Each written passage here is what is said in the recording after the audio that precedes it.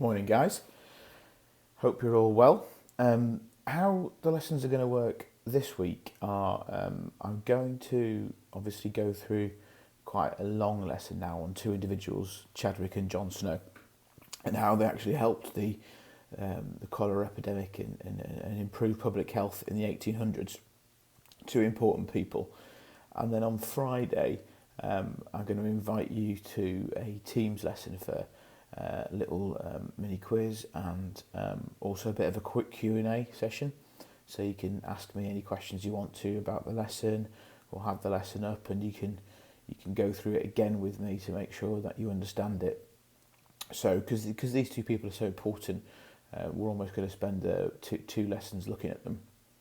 And obviously on Friday we can all talk through it on Teams, and I'll send you an invite today so you know exactly when it's going to be. You can see, to begin with, there's a key learning question about those two individuals, Chadwick and Snow, and how they actually helped improve public health and helped with this big outbreak of a disease called cholera.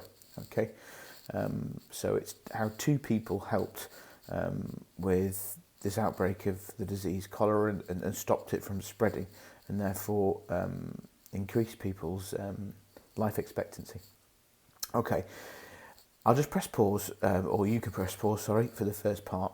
Have a look at the image. I know you're not going to be able to label that, but just a recap from last lesson, so you can just remind yourself basically what conditions were like in the cities at this time in the 1800s, and why public health needed to improve. So just press pause and just remind yourself, get your notes out or your work from last lesson to remind yourself what the conditions were like and get yourself into that headspace.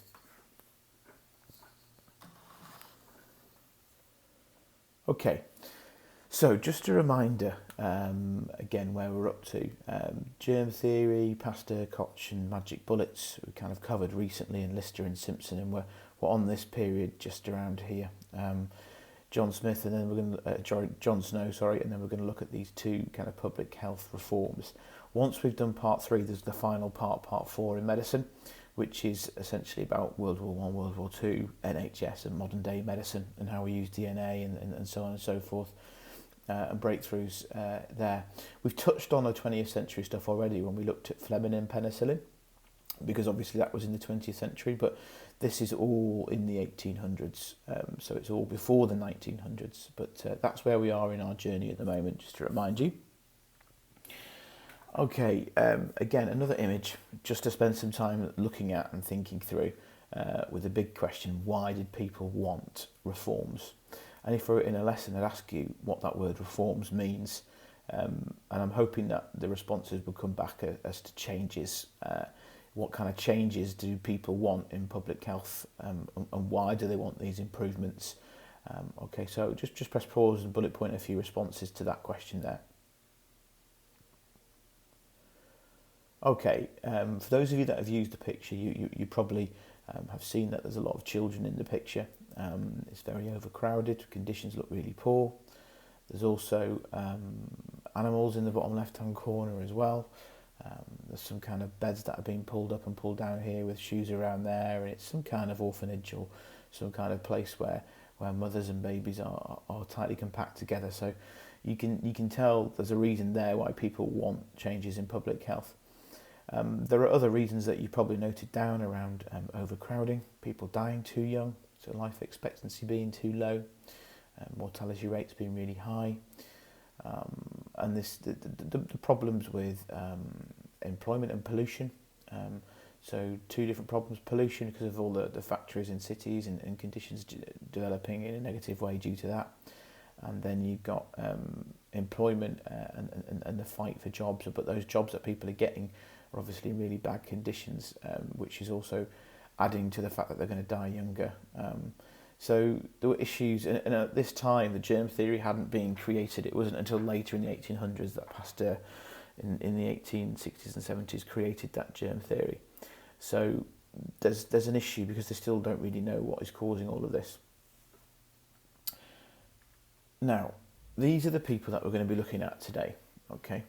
So there's going to be some activities where you are going to need to pause and do some reading, and just take your time to think things through. But here is a civil servant called Edwin Chadwick, okay, upper class man, you can tell by the way he's dressed, and he's just asked to investigate people's living conditions and the health of the poor in London first of all, and looking at the health of the poor in cities and what living conditions are like. He's asked to do that in about late 1830s, 1840s, and he compiles a report by 1842 on those conditions in the cities. And we're going to have a look at what he does in a second now and why he does it. His name is Chadwick. Okay. So the first thing that Chadwick suggests is we're going to need cleaner towns and cities, because if we get cleaner towns and cities, it'll lead to less disease and better health. So he makes that suggestion, which at the time, and we know now, is sensible. And at the time, without the germ theory, people were questioning him a little bit, but that was the premise and what he was basing his investigation around. So there's going to be a little bit of independent work now, and I'm going to go through it before you press pause. So first of all, he suggests the government in London need to make local councils actually do something. So in a city like London, much like cities like Newcastle and Leeds nearer to us, there are lots of different areas of the city and lots of different, what we call in politics, constituencies, okay? Not just north, south, east, west, but there are different pockets that you might hear. Sometimes I'm talking about on the news, Walthamstow, Lambeth, Tower Hamlets, city centre of London, and there's so many more around there. And he says each area needs to actually start doing something to improve it, and not just sit around and do nothing, but they either need to start fining people for littering, fining people for urinating on the streets, making sure that they support the poor with free housing where they can, and so on and so forth. He suggests that the poor are costing too much, and the reason behind that is because the men become so sick they can't actually work, which means that the factories and businesses and the economy can't function because they've got no one to do the work. So he's also trying to think about how can I improve the health of people without actually spending too much money. A key thing is if this leads to poor people being healthier, obviously they're going to work harder, and they won't therefore have to be supported so much by tax, which is by ratepayers, by the rich.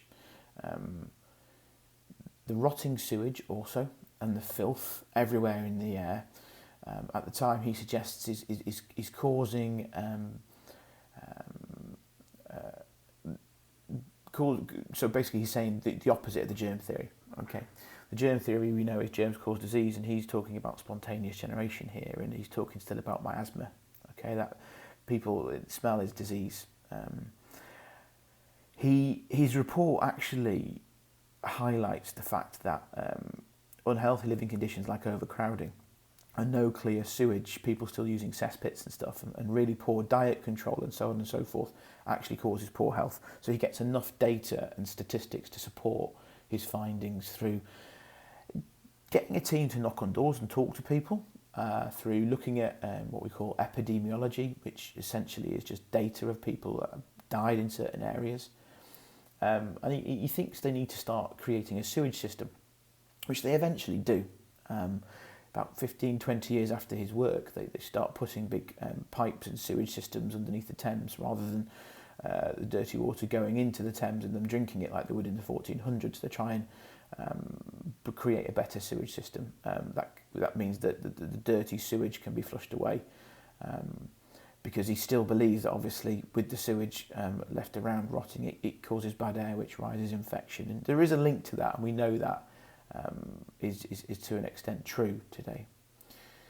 And also, he thinks if we have this sewage system, like I said before, less people are going to get ill because they're going to be near this bacteria. So, just spend a little bit of time, press pause. There are 3 questions at the bottom.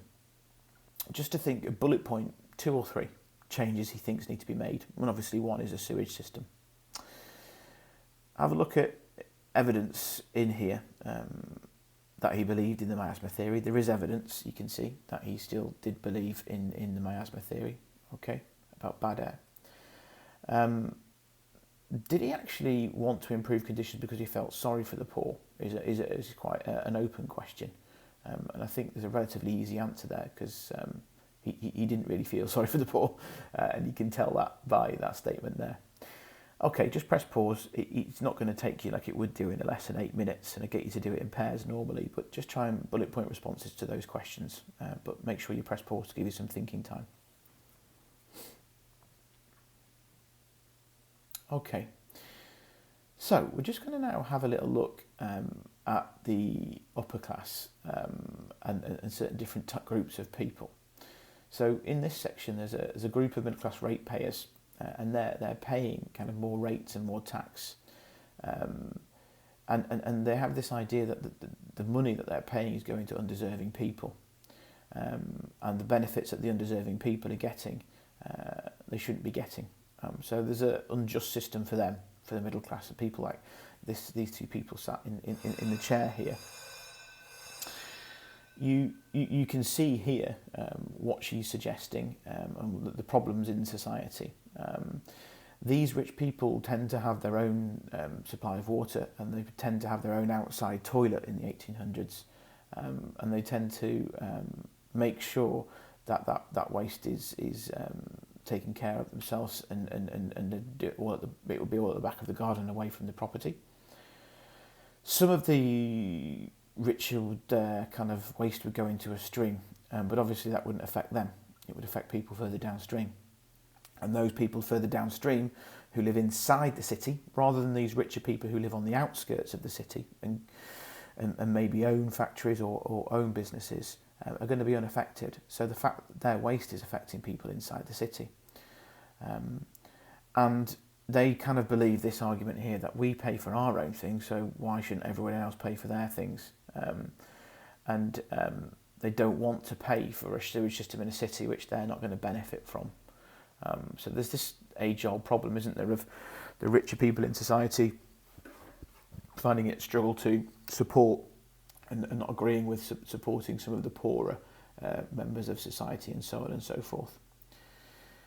And also, some of these richer members of society kind of suggested, well, the government does need to do something too, and there needs to be some kind of public health scheme to improve conditions. And the government, if this is where the taxpayers' money is going, needs to build a sewage system. They need to clean up the piping and the water, and make sure that they're doing it, and they don't think it should be inconveniencing them.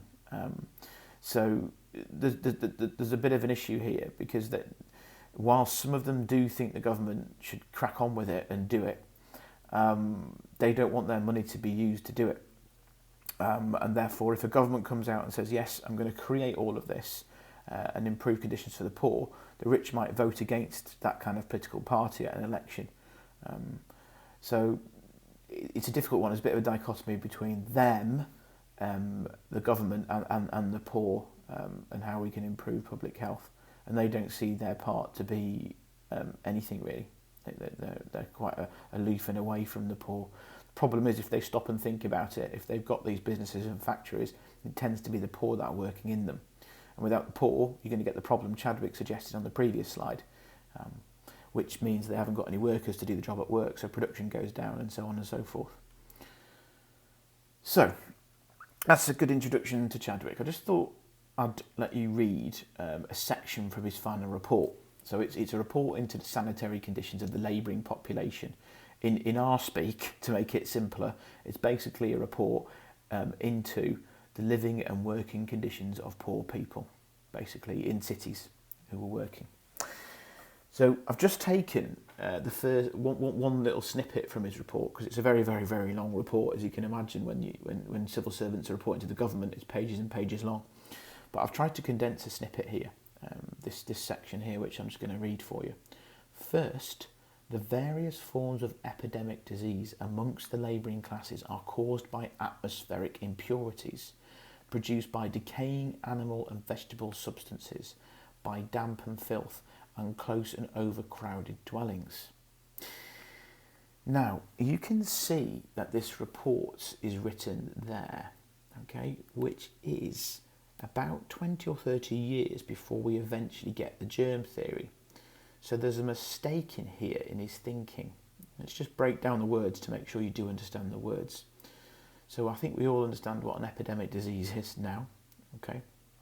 Amongst the poor, caused by the air, bad air, atmospheric impurities, produced by decaying substances, decaying life, like animals and vegetables. Okay, so that's what they're saying. They're saying disease is caused by decay, which is spontaneous generation and miasma, or also by damp and filth and close and overcrowded dwellings, which we already know about, and there is some extent of correctness to that, because obviously we know that germs spreads when people are contaminating each other and so on and so forth. So press pause and have a go at this question here. Okay, just press pause and have a go at that question just there, all right, and see what you think. Okay, I'm guessing you've picked up on the fact that he obviously made a mistake with germs. He doesn't suggest germs cause disease. He made the mistake because the germ theory wasn't around yet. And did it really matter? Well, no, because he was getting the gist of it, and he was getting the idea that they needed to reduce overcrowding and get rid of decaying stuff, which obviously is not nice anyway, and waste. There's another couple of sections from his report that I've just got here. The second section, that the most important measure and the most practical are drainage, so sewage systems, and the removal of all waste, refuse from the streets and roads, and the improvement of the supplies of water. The expense of public drainage and supplies of water would save money by cutting the existing charge resulting from sickness and mortality. That's interesting. So he's suggesting there that creating a sewage system and clean supplies of water could save money in the long run by actually making sure that they are not dying, and so they can't work, and also not getting sick and costing cash for doctors and having to pay people to support them, because there's no NHS at this time. And the final bit, for the prevention of disease, it would be a good economy to appoint a district medical officer with special qualifications, and that's quite a clever thing to do. So what he's saying is to try and support people's diseases being treated, and also to try and support them not getting it in the first place. If each area had a district medical officer who was qualified and could pick up and support people, it would help the economy, it would help production, it would help people getting back to work, because they wouldn't get sick and they get checked up quite a lot. Okay. So question 2 is really easy, and we've just been through those, relatively easy. So it's just about what his recommendations were based on what I've just said. Okay, what is he recommending in here, and what's he recommending here? Okay, if you could just bullet point answers to those 2 questions and just jot those down so you've got an idea of what he's recommending. Press pause again, please, and take your time on it. It's important to take your time and do some good thinking. Okay, I've now got a list of 10 different statements for you just to pause and read in a second. And I'm suggesting that I did say do this in colour, but I don't want you to print anything off, guys. Certainly if you haven't got a printer.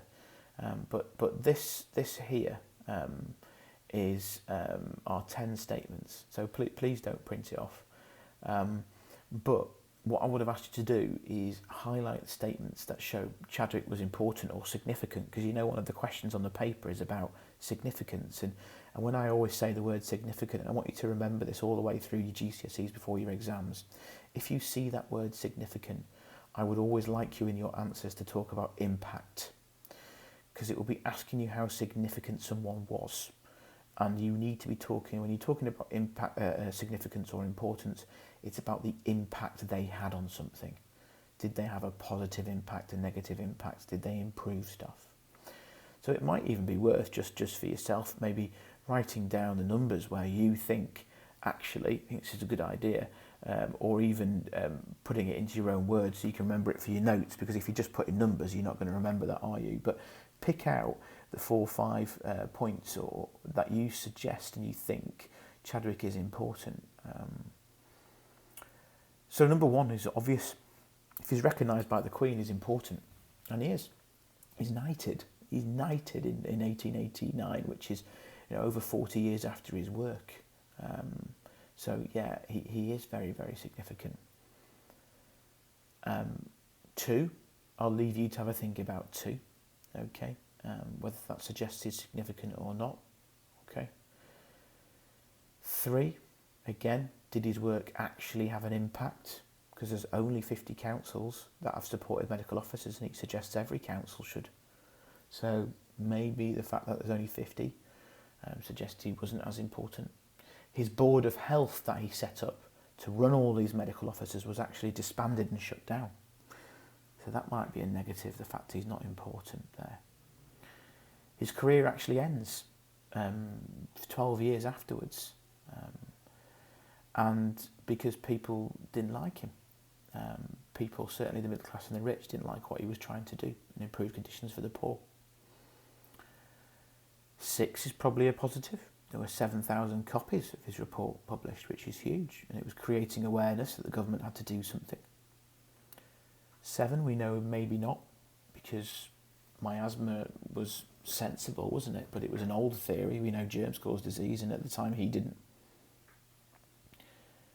8's quite a big breakthrough. Okay, the fact that he has self-flushing sewers and they lined with glazed brick. It's clever. And someone called Bazalgette builds big sewage system underneath the Thames based on a lot of Chadwick's findings. 9's key. Half died. Let's just take a look at it. He flushes 6,000 yards of cubic filth into the Thames as part of the process, and this took away foul smells from the streets, but what he didn't have at this moment was piping underneath.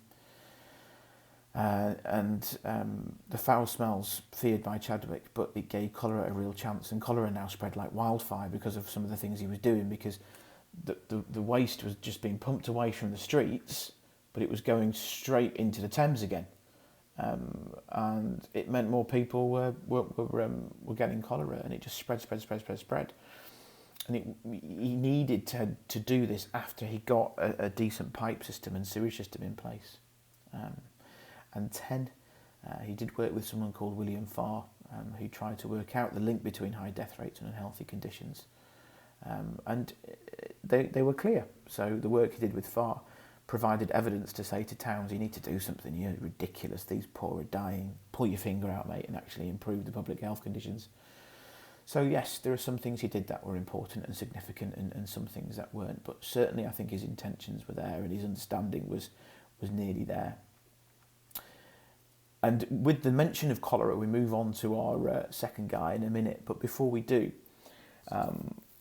I just thought you could pause and have a look at this extension if you wanted to. It's the kind of thing that will come up in your GCSE exam where you have to make a small judgment in a conclusion, or I don't necessarily want you to write a whole 9-mark answer now, because I haven't even gone through the structure and the technique with you and scaffolded it for you, but by all means, please do a mini paragraph or something and you're making a judgment about whether he is significant or not, and what impact he actually had. Here is our second individual and final individual for today, the surgeon, Jon Snow. Jon Snow is not Jon Snow, we all know from Game of Thrones. Okay. Kit Harington, it's not him. It is a surgeon, as it says on the screen, who worked in London, and his key breakthrough was he found a link between cholera, water and cholera, and people drinking water getting cholera. Cholera is a disease that could kill you within 4 or 5 days of getting it. It's a disgusting disease which is waterborne, so in water, and people who were drinking the dirty water were getting this disease. So his work is really, really important. So important that in Broad Street in Soho in London, right in the centre, where he actually does find a pump that is laden with cholera, and people using the pump get cholera. They opened up a public house, a pub, and named it after him, called the Jon Snow. So let's have a look at his work and what he does. So there's Broad Street near his surgery as a surgeon in London, and he sees just a little bit after Chadwick that about 500 people roughly living in an area where he did work are dying from cholera, and that's in 10 days. So he collects a little bit of details and facts about these deaths, and this is what he comes up with. This is a quote from him. Nearly all the deaths were situated near Broad Street water pump. There is a brewery in Broad Street. None of the brewer's men who worked in the brewery who drank only beer in the brewery died. So the people working in the brewery who were drinking beer but not water from the pump died. They didn't die. Okay, so the people in the brewery didn't die. He therefore thought, right, well, if they're working in the brewery and they're drinking beer and they didn't die, I wonder if it's to do with the rest of the population that don't go near the brewery and actually drink the water as a source of liquid to it. And so he has the handle of the pump removed. And when that handle's removed, so people can't use it, cholera stops. And there's no people getting cholera in that area at all. It's later discovered that sewage had been leaking into the drinking water somewhere, and he therefore proved that cholera is actually spreading from infected water rather than miasma from that one experiment. And it's interesting because there was a lady who looked after children in and around the area for a family who commuted in from Hertfordshire, and they were wondering. She was the only one in the figures that actually were dying of cholera, but the link was she was coming in and using that tap while she was looking after the children. So even though she lived miles away, the fact she used that tap during the day meant she died. Again, whenever skeletons are actually used in cartoons, they represent death.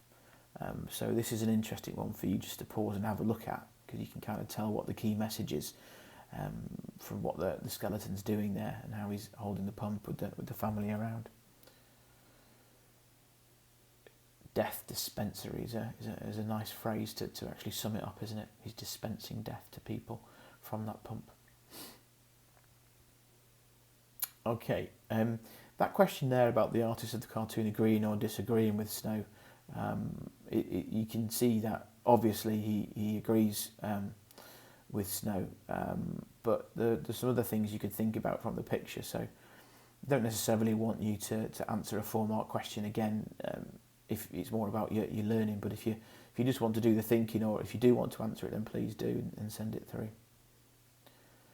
Right, just pause for a second for reflection, because there's a lot there, and there's also a lot about Snow. I will show one of those videos where it sums up both of them quite nicely in a second, and I'll also today put the link to that video on Show My Homework, so if it doesn't work on here and you want to watch it separately on a clearer link from YouTube, then you can do.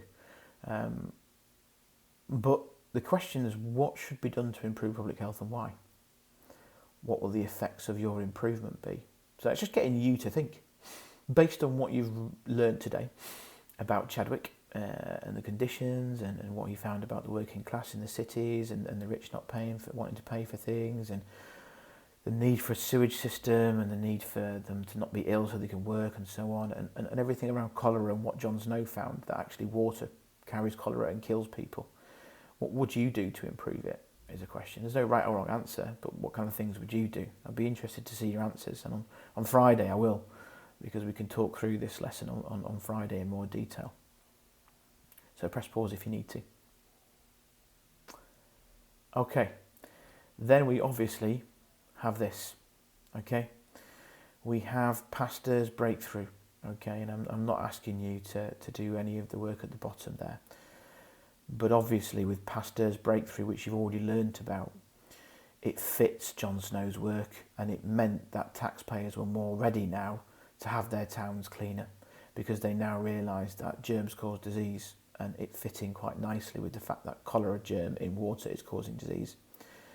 And the Prime Minister at the time actually then gives the vote to the working class males who live in towns, so who are suffering from poor conditions, because when the rich could only vote, they're not going to vote to change conditions where the poor live, but now the working class intend to get more of a vote in elections, then you're going to see slowly that there's going to be a big clean-up of cities and really important health reform acts, and these health reform acts, which we'll go into a bit of detail in next lesson, begin to do certain things like make sure there is a medical officer in every borough, make sure that only how many people can live in a room, make sure that workplaces have certain health and safety conditions in them, make sure that there's clean water available, and so on and so forth.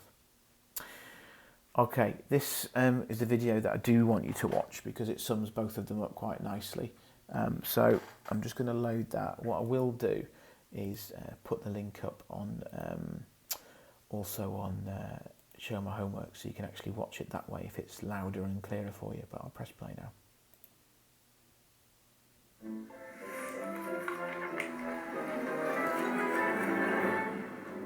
Medicine through time. Chadwick and Snow.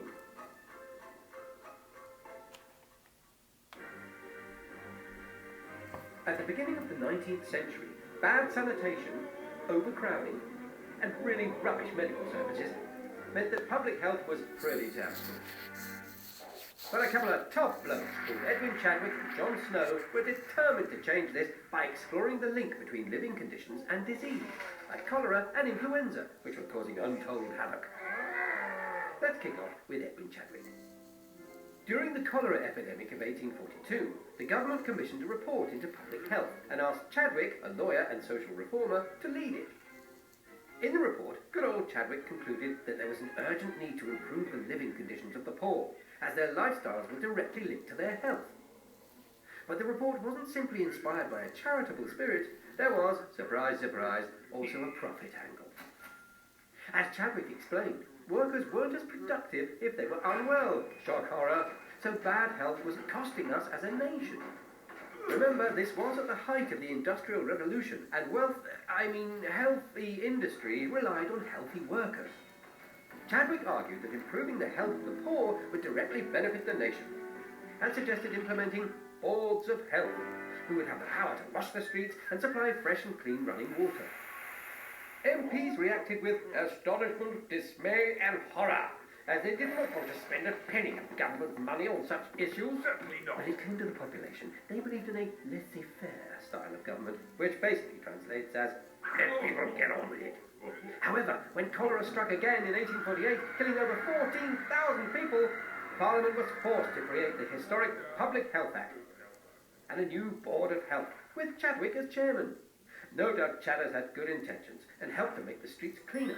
But because he believed in miasma, yes, miasma, the idea that disease was spread by foul-smelling air, he actually made the cholera epidemic worse by insisting that all human waste was put into the River Thames, from where it made its way into the water supply. Bit of an epic fail, to say the least. One of miasma's fiercest critics was medical pioneer John Snow, who in 1849 published a book claiming that dirty water was the cause of cholera. Gasps all round. The miasma devotees were outraged, but Snow was committed to proving his theory with detailed investigation and evidence gathering. In 1854, 700 people died from cholera around Broad Street in Soho, London. Snow mapped the area and found 3 pieces of evidence that backed up his water theory. 1. When he removed the handle from the local water pump, so it can no longer be used, no one else died. 2. A lady who lived far away from Soho also died in the same outbreak. Snow discovered that she had been getting her servants to bring water from the diseased pump because she liked the taste. All that yummy human waste. 3. Snow discovered that no one had died at the brewery across the street from the pub because they'd all been drinking beer instead. Snow proved that cholera was not caused by miasma, but by contaminated water. He even found a leaking toilet next to the pump. Double gross. Old Snowy's methodical approach was a great example of science in action. Hypothesis, research, and observation. Boom! It was one of the most important medical discoveries of the time. But thanks to laissez-faire politicians who were, i.e., doing nothing, and the deep-seated theory of miasma, doctors, politicians, and even Chadwick continued to discredit Snow's ideas. In fact, it wasn't until an incredible 30 years later, when Robert Koch identified cholerae as the cause of cholera, that Snow's theory of disease became more widely accepted. At last. And if you take a walk in London Soho today, you'll see a memorial to Snow in the form of a black water pump. And perhaps the highest honour of all, a pub called the John Snow. So cheers to these lads, Chadwick and Snow, who bravely challenged attitudes to the poor and public health. The government didn't like it at the time, but they were eventually forced to love it. Cheers to that. Okay, you know I quite like those because they give you a nice little brief overview from BBC Teach and go into a nice little bit of detail there as well. No substitute, in my opinion, to actually really reading the actual content in depth, but I think they're really good. They supplement it really well. So I'll put that link on. Just to finish with a question which we'll come back to on Friday, which is basically who's more significant out of the two. Also just going back to this cartoon that we had to look at, because they are two quite important people, Snow and Chadwick. What I'm going to do, guys, is I'll put this onto my homework now. I'll put some notes and I'll add the link to the video. I'll invite everyone to the team sessions on Friday, and I'd really like you and encourage you to just let everyone know when it's going to be, so they can just click on the link, because it's so easy.